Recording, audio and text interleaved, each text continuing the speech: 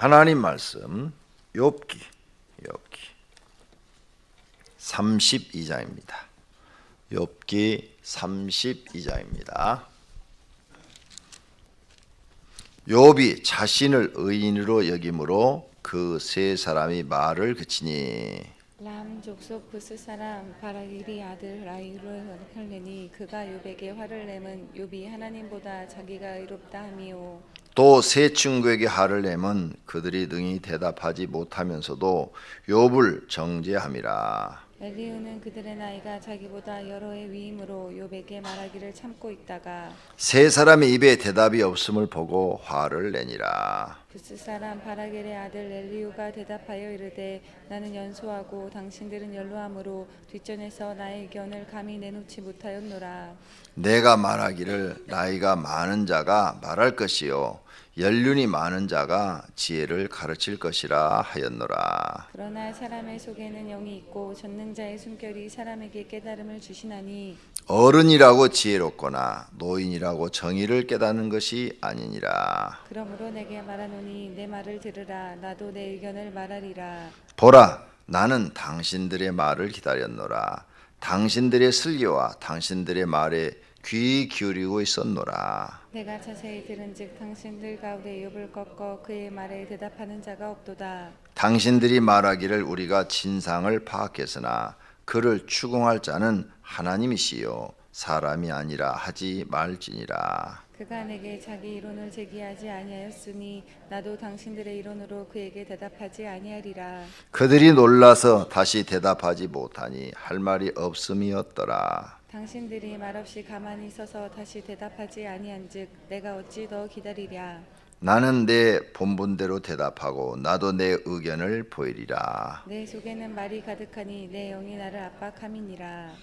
보라, 내 배는 봉한 포도주통 같고 터지게 된 새 가죽 부대 같구나. 내가 말을 하여야 시원할 것이라. 내 입을 열어 대답하리라. 나는 결코 사람의 낯을 보지 아니하며 사람에게 영광을 돌리지 아니하리니 이는 아첨할 줄 알지 못함이라. 만일 그리하면 나를 지으시니가 속히 나를 데려가시리로다. 아멘. 네, 여기에 등장한 요 네 사람 욥과 욥의 세 친구는 정말 하나님을 잘 믿는 사람들이에요. 셋 다. 하나님에 대한 그 신앙심, 사상 아주 바르게 잘 박혀 있어요. 그런데 지금 자기들끼리 대화가 좀 안 되고 있는 거예요. 왜? 왜냐하면 보는 관점이 다르기 때문에 생각하는 관점이 달라서 욥하고 욥의 세 친구들이 지금 의견이 안 맞는 거죠. 31장에서 욥이 지금까지 살아오면서 나는 이렇게 고아들을 돌보고 어려운 사람들을 돌봐주었고 가난한 사람들을 먹이고 입혔고 내가 이렇게 나쁜 짓을 한 것이 없는데 내가 왜 이렇게 고난을 받는지 모르겠다. 만약 내가 그런 일을 한 거였다면 내가 하나님 앞에 벌을 받는 것이 마땅하다. 뭐 이렇게 얘기를 했어요. 그러니까 32장 오늘 본문 1절 욥이 자신을 의인으로 여김으로 그 세 사람이 말을 그치니 이렇게 나는 잘못한 게 없다. 정말 하나님 말씀대로 살려고 노력하고 했었다. 그런데 정말 왜 이런 고난이 나한테 왔는지 난 모르겠다.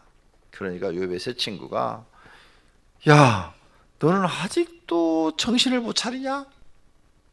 네가 그런 고난이 온 것은 뭔가 잘못한 게 있기 때문이 아니겠냐?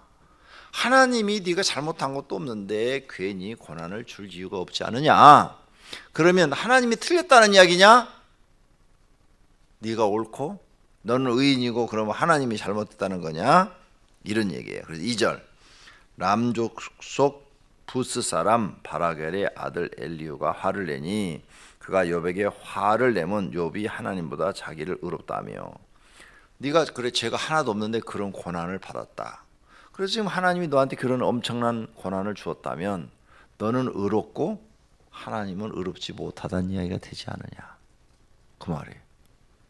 지금 오늘 2절의 말씀이 하나님보다 자기가 의롭다 하며 너는 잘못한 게 없는데 이런 고난이 왔으니까 하나님이 실수한 거 아니냐? 그럼 하나님이 실수해서 너한테 이런 고난을 준 거 아니냐? 그럼 네가 의롭고 하나님이 너보다 의롭지 못하다는 말이 아니냐?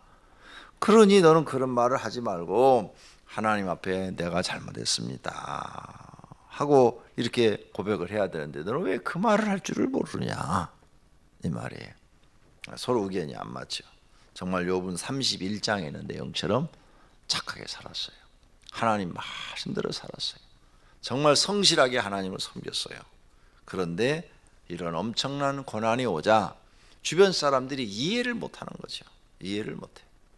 오늘 우리 성도님들도 그렇게 사신 분들이 계세요. 욥처럼 정말 하나님 말씀대로 착하게 순진하게 성실하게 사신 분들이 있어요. 그런데 고난이 오는 거예요. 감당할 수 없는 고난들이 오는 거예요. 그때 도대체 왜 이런 일이 내게 일어나는지 모르겠다. 욥처럼 이렇게 생각할 수 있습니다. 그때 어떻게 하실래요? 그래도 우리는 피조물이기 때문에 참는 것밖에 없어요. 하나님께 항의할 수가 없어요. 지음을 받은 물건이 지은 자를 힐문할 수 있느냐? 사도 바울이 그랬어요. 힐문할 수 있느냐? 그럴 수 없느니라. 사도 바울이 하나님 말씀대로 산 거 우리가 다 잘 알아요. 그런데 옥에 갇히기도 하고 또 돌 무덤 속에 돌을 맞아가지고 돌 무덤 속에 갇히기도 하고 가는 곳마다 복음 전하면서 핍박받고 억울한 일을 당했잖아요. 아니 하나님 말씀대로 사는데 왜 억울한 일을 당해? 능력도 있잖아요. 근데 왜 그렇게 고난을 많이 겪어야 돼요? 우리가 하나님 말씀대로 살아도 때로는 욥처럼 그리고 사도 바울처럼 고난을 겪을 때도 있다는 것을 아셔야 됩니다.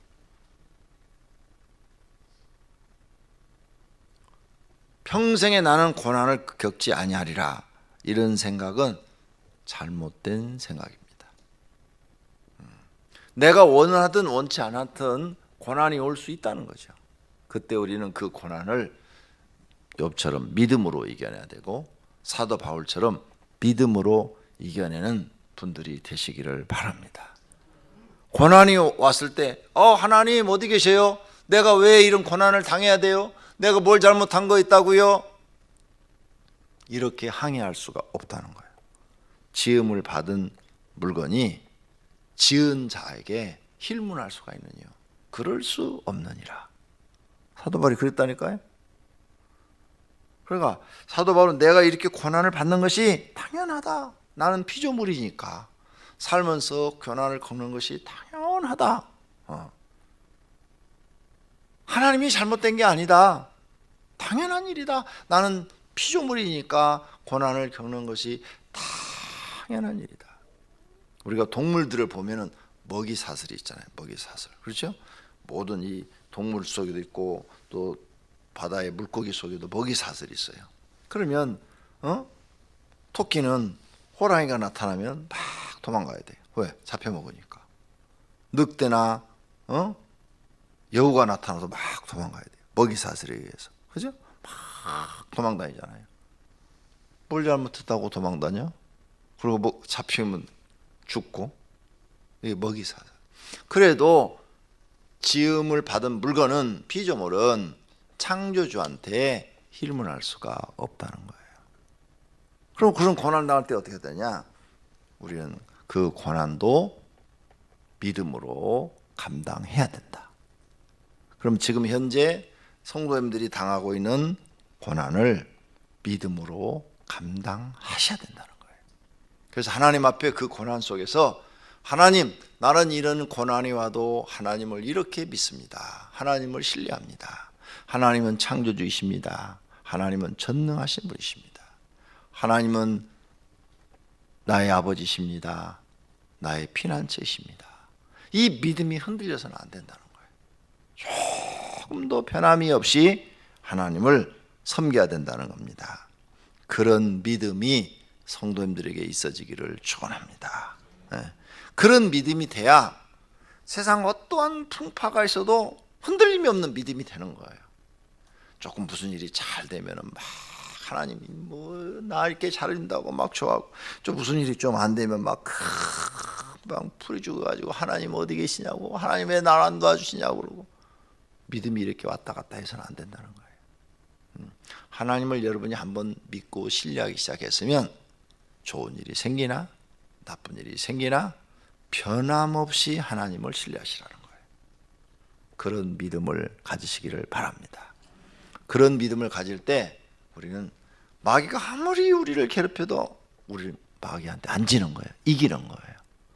마귀가 우리에게 어떠한 시험을 줘도 우리는 이겨내는 거예요. 세상에 우리에게 어떠한 실망을 줘도 우리는 믿음으로 사는 거예요. 의인은 오직 믿음으로 말미암아 살리라. 그게 믿음으로 사는 거예요. 그러니까 돈 때문에도 시험 안 들고, 사람 때문에도 시험 안 들고, 마음이 약간 아플 수는 있어요. 마음이 아픈 것과 시험 받는 것과는 다른 거예요. 사람과 사람 사이에 이렇게 여러 가지 시험을 당하면 마음이 아플 수는 있으나, 그것 때문에 내가 하나님과의 나의 관계가 끊어져서는 안 되고, 하나님에 대해서 의심이 생겨도 안 되고, 그것 때문에 하나님을 내가 떠나도 안 되고, 배신해도 안 되고, 부정적인 말을 해도 안 된다고 말이에요. 마음은 아플 수 있으나 믿음의 시험이 와서는 절대로 안 된다는 거예요. 더 가깝게 우리 몸속에, 육체 속에 마귀가 들어왔다, 이게 마귀가, 귀신이 들어와 있다, 이게. 그래서 계속 우리를 고통스럽게 한다, 이게. 마음도 계속 고통스럽게 하고, 육체도 고통스럽게 하고, 병도 주고 막 이런다, 이게. 그래도 믿음이 흔들려서는 안 된다는 거예요. 그래도 그래야 그 사람이 세상도 이기고 마귀도 이기고 육체도 이기는 사람이 돼서 복 있는 사람이 되는 거예요. 우리는 마귀만 이기는 게 아니에요. 성경에 보니까 세 가지를 이겨야 돼요. 세 가지. 마귀 이겨야 되고요, 세상을 이겨야 되고요, 요 육체를 이겨야 돼요.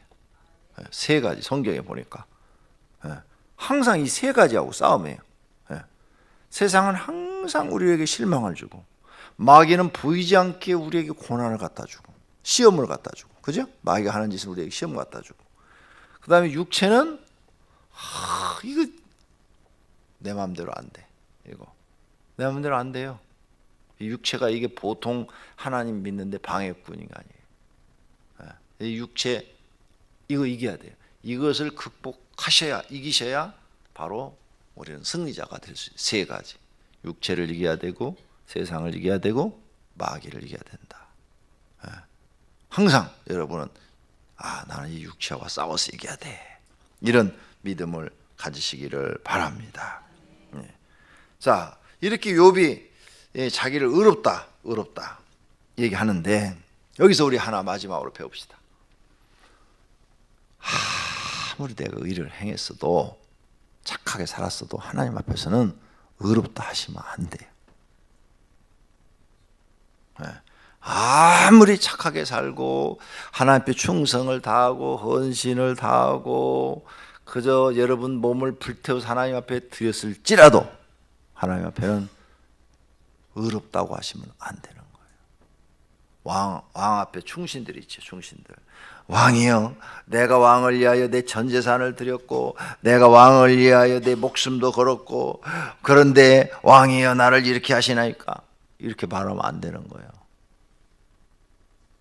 신하는 언제나 왕 앞에 내가 다 했어도, 왕이여 내가 왕 앞에 한 것이 부족한 것 같습니다. 내가 왕 앞에 다 하지 못한 것 같습니다. 이렇게 겸손하게 말을 해야 되는 거예요. 하나님 앞에도 여러분이 아무리 그동안 헌신하고 충성하고 목숨을 바쳐서 일을 했어도, 하나님 나는 죄인입니다. 나 같은 사람에게 은혜를 주어서 감사합니다. 하나님, 내가 지금까지 헌신한 것 다 하나님께서 주신 것으로 한 것입니다. 주님, 나는 아직도 부족합니다. 이렇게 겸손한 마음을 갖고 계셔야 하나님께서 그 사람에게 더 은혜를 주시고 더 복을 주시는 줄로 믿습니다. 근데 욥이 지금 그 마음은 없어요. 여기 보니까 정말 욥은 착하게 산 건 사실이에요. 죄 짓지 않는 것도 사실이에요. 그런데 하나님, 나는 정말 하나님 앞에 죄인입니다. 죄인 중에 괴수입니다. 나는 정말 하나님 앞에 부끄럽습니다. 요 마음은 없어요. 요 마음. 이게 이제 42장에 가서 회개가 나와요. 이 말이. 욥도 회개했다는 말이. 이제 지금 32장이죠. 10장만 더 공부하면 나오겠네. 그때 가서 깨달아요. 나중에 가서. 그러니까 우리는 성경을 통해서 미리 깨닫고 앞으로 하나님 앞에 언제나 하나님, 나는 하나님 앞에 죄송합니다. 죄인입니다. 부끄럽습니다. 이렇게 낮아질 수 있는 마음들이 되시기를 바랍니다. 하나님은 겸손한 자에게 은혜를 주신다 그랬습니다. 우리는 피조물이요. 아무리 잘했어도 잘한 부분이 있지만 또 죄 짓는 부분이 있어요. 내가 알고도 짓고 모르고도 짓는 죄가 있어요. 그러죠? 많은 분들이 교회 나와서 죄를 잘 모르시더라고요. 그래서 죄의 목록을 한번 적어보시오 하면 여러분이 죄 목록 기껏 작아야 50개 미만이에요. 그런데 성경에 보면은 수백 개의 죄가 등장을 해요. 그만큼 죄를 모르는 거예요. 우리 교통법규 잘 모르듯이. 교통법규 다 잘 모르잖아요. 길을 가다가 탁 하고 춤 뱉어도 벌금 3만 원이에요. 근데 아무도 모르잖아요. 길거리에 춤 못 뱉게 돼 있어요. 담배꽁초 버려도 벌금이에요. 지금 법이 그렇게 돼 있는데 아무도 그거 모르고 있어요. 경찰이 잡으면 딱지 발급해야 돼요. 그냥 신호 위반하는 것만 우리는 지금 교통법규를 알고 있지. 오늘 우리는 하나님의 앞에 죄가 무엇인지를 잘 모르고 있다는 거죠. 그래서 교회 나와서 내 마음을 내려놓고 성경 배우셔야 돼요. 정말 성경 배우셔야 돼요. 성경을 배워서 죄가 뭔지를 알고 자꾸 내가 아직도 이 죄는 해결 못했구나. 아직도 이 죄는 해결 못했구나. 특히 교회에 와가지고 교회 생활 속에서 죄를 참 많이 져요. 성도들이. 나는 이제 하나님을 믿으니까 이런 죄는 저도 뭐 하나님이 다 봐주겠지. 그게 한대요. 십계명에 나온 죄보다도 더 큰 죄가 교회 안에 너무 많은 거예요. 근데 그걸 사람들이 모르고 막 죄를 범하는 거예요. 성경을 모르니까. 그러니 안타깝다는 거죠. 그래서 여러분은 교회 나오면 내 자아를 다 내려놓고 성경 공부하셔야 돼요. 돈 주고라도 하셔야 돼요. 왜? 성경 모르면 엉뚱한 말, 엉뚱한 행동을 하게 돼 있어요. 성경을 모르기 때문에. 죄가 뭔지를 모른다니까요. 모르니까 엉뚱한 말, 엉뚱한 행동 해놓고 그게 하나님 앞에 살인죄보다 더 큰 죄인데 그걸 모르고 있단 말이에요. 그러니 얼마나 이게 답답한 노릇이에요. 반드시 성경 공부 꼭 하셔서 한번 듣고 잊어버리지 말고 마음에 새기고 기억하셔서 오늘 새벽에 나온 분들은 하나님을 잘 믿고 복 받는 분들이 되시기를 축원합니다.